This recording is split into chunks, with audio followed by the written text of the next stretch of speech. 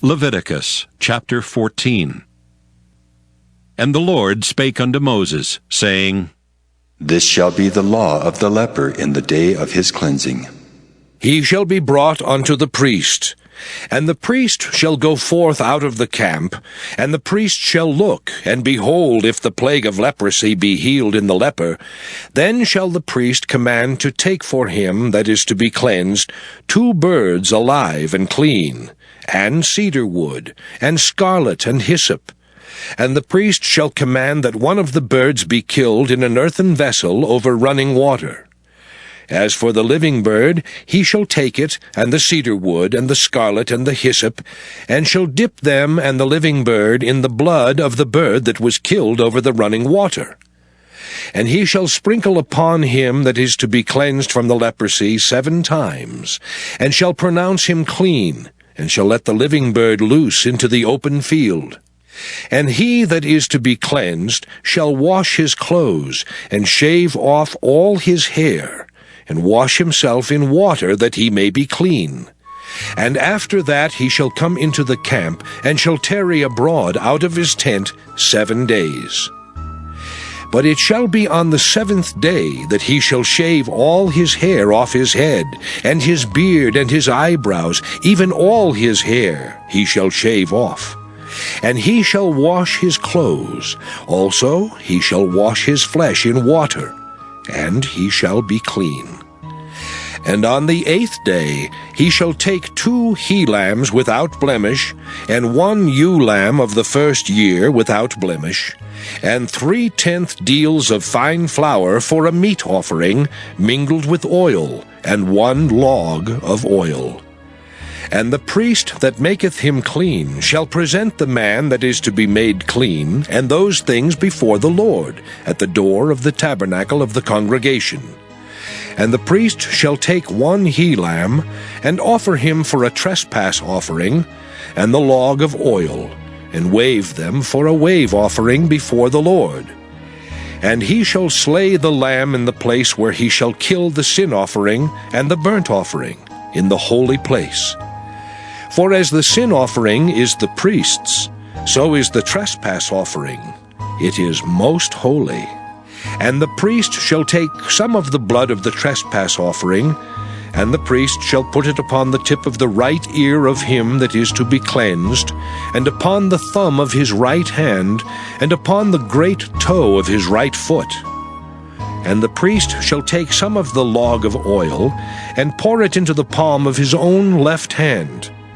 And the priest shall dip his right finger in the oil that is in his left hand, and shall sprinkle of the oil with his finger 7 times before the Lord.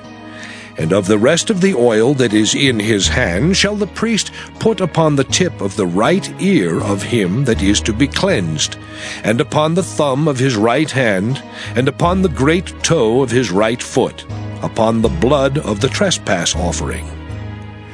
And the remnant of the oil that is in the priest's hand he shall pour upon the head of him that is to be cleansed. And the priest shall make an atonement for him before the Lord. And the priest shall offer the sin offering, and make an atonement for him that is to be cleansed from his uncleanness, and afterward he shall kill the burnt offering. And the priest shall offer the burnt offering and the meat offering upon the altar. And the priest shall make an atonement for him, and he shall be clean. And if he be poor and cannot get so much, then he shall take 1 lamb for a trespass offering to be waved, to make an atonement for him, and 1/10 deal of fine flour mingled with oil for a meat offering, and a log of oil. And 2 turtle doves, or 2 young pigeons, such as he is able to get, and the one shall be a sin offering, and the other a burnt offering. And he shall bring them on the 8th day for his cleansing unto the priest, unto the door of the tabernacle of the congregation before the Lord. And the priest shall take the lamb of the trespass offering, and the log of oil, and the priest shall wave them for a wave offering before the Lord. And he shall kill the lamb of the trespass offering, and the priest shall take some of the blood of the trespass offering, and put it upon the tip of the right ear of him that is to be cleansed, and upon the thumb of his right hand, and upon the great toe of his right foot. And the priest shall pour of the oil into the palm of his own left hand. And the priest shall sprinkle with his right finger some of the oil that is in his left hand 7 times before the Lord. And the priest shall put of the oil that is in his hand upon the tip of the right ear of him that is to be cleansed, and upon the thumb of his right hand, and upon the great toe of his right foot, upon the place of the blood of the trespass offering. And the rest of the oil that is in the priest's hand he shall put upon the head of him that is to be cleansed, to make an atonement for him before the Lord. And he shall offer the one of the turtle doves, or of the young pigeons, such as he can get, even such as he is able to get, the one for a sin offering, and the other for a burnt offering with the meat offering. And the priest shall make an atonement for him that is to be cleansed before the Lord.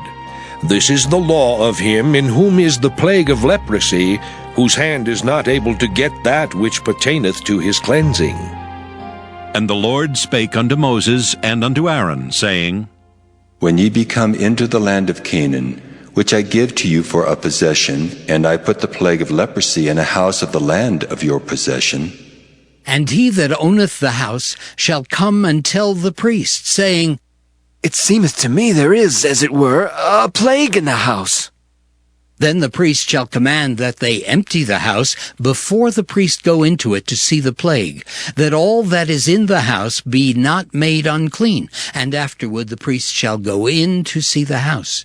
And he shall look on the plague, and behold, if the plague be in the walls of the house, with hollow strakes, greenish or reddish, which in sight are lower than the wall, then the priest shall go out of the house to the door of the house, and shut up the house 7 days.